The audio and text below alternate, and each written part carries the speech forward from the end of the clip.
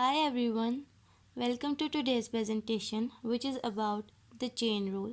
In the previous presentations we have seen that what is a chain rule and how can we use this rule to differentiate different functions. Today we will do some of its examples. Today's presentation is about the examples of the chain rule. So first example is differentiate y is equals to x cube minus 1 whole raised to power 100. We have to differentiate this function by using the chain rule. So how can we differentiate it? We can differentiate by using the power rule combined with the chain rule. So let u is equals to g of x is equals to x cube minus 1. We name this function u, or you can say that we have done some substitutions here, that x cube minus 1 is equals to u, which is equals to g of x, and n is equals to 100. Now the derivative of the function y with respect to x is equals to d by dx of x cube minus 1 raised to power 100.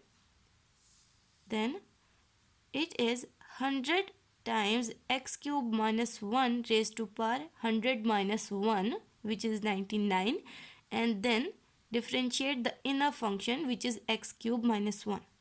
100 times x cube minus 1 raised to power 99 dot d by dx of x cube minus 1. So it will become 100 times x cube minus 1 raised to power 99 into the derivative of x cube is equals to 3x square and the derivative of 1 is equals to 0. So it will become, when we multiply 3 with the 100, it will become 300 x square into x cube minus 1 raised to power 99. This is how we use the power rule combined with the chain rule to differentiate this kind of functions. Here we have another example, that find the derivative, or you can say f prime of x. Find f prime of x if f of x is equals to 1 over cube root of x cube minus x plus 1. So how can we differentiate this function using the chain rule? Again we will use the power rule combined with the chain rule.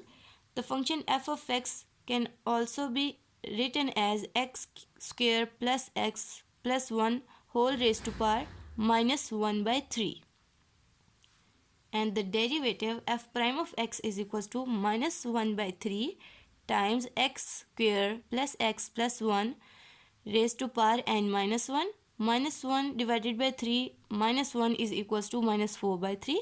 Then take the derivative of inner function x square plus x plus 1 with respect to x. So it will become minus 1 over 3 x square plus x plus 1 whole raised to power minus 4 by 3, and then the derivative of x square is equals to 2x, the derivative of x is equals to 1, and the derivative of 1 is equals to 0. So it will become minus 1 by 3 into 2x plus 1 x square plus x plus 1 whole raised to power 4 by 3. This is how we can differentiate this type of function using the chain rule combined with the power rule. Here we have not done any kind of substitution, we just write the whole function as it is. We can also do some substitutions here, like we can also name this inner part as u of x, but you can also solve it like this. Another example is find g prime of t if g of t is equals to t minus 2 divided by 2t plus 1 whole raised to power 9. Again we have to differentiate this function by using the chain rule. Not only the chain rule but the power rule combined with the chain rule. So g prime of t is equals to 9 times t minus 2 divided by 2t plus 1 raised to power 9 minus 1, which is 8. Then differentiate the inner part with respect to t, d by dt of t minus 2 divided by 2t plus 1. Here we have applied the power rule. To differentiate this function, we have to use the quotient rule. So it will become 9 into t minus 2 divided by 2t plus 1 whole raised to power 8 into the quotient rule, which states that the square root of denominator and in the denominator times the derivative of numerator minus numerator times the derivative of denominator. So denominator as it is 2t plus 1 times the derivative of numerator. The derivative of t minus 2 is 1 minus 0. So we write 1 here minus numerator as it is t minus 2 as it is times the derivative of denominator 2t plus 1. The derivative of 2t is equals to 2 and the derivative of 1 is equals to 0.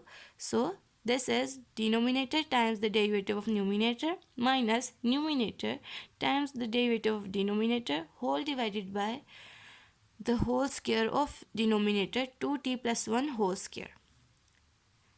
Now we will do some algebraic operations here. We will simplify this. It will become 9 into t minus 2 divided by 2t plus 1 whole raised to power 8 into 2t plus 1 minus, when we multiply these two, it will become 2t plus 4 as 2 times is equals to 4, and this minus will give us the plus sign, whole divided by 2t plus 1 whole square, and 9 into t minus 2 divided by 2t plus 1 whole raised to power 8, and we can cancel these two, plus 2t and minus 2t, and this plus 1 and plus 4 will gives us 5. So it will become 5 divided by 2t plus 1 whole square. So 5 times is equals to 45, 2t plus 1 whole square, this as it is, and t minus 2 divided by 2t plus 1 whole raised to power 8. As you can see that this is 2t plus 1 and this is also 2t plus 1. 2t plus 1 raised to power 8 and 2t plus 1 raised to power 2. So when we will multiply these two, the power will add. So it will gives us 45 t minus 2 raised to power 8 divided by 2t plus 1 raised to power 10. So here we have used two rules, the quotient rule and the chain rule combined with the power rule. Here we use the chain rule combined with the power rule, and to solve this we use the quotient rule.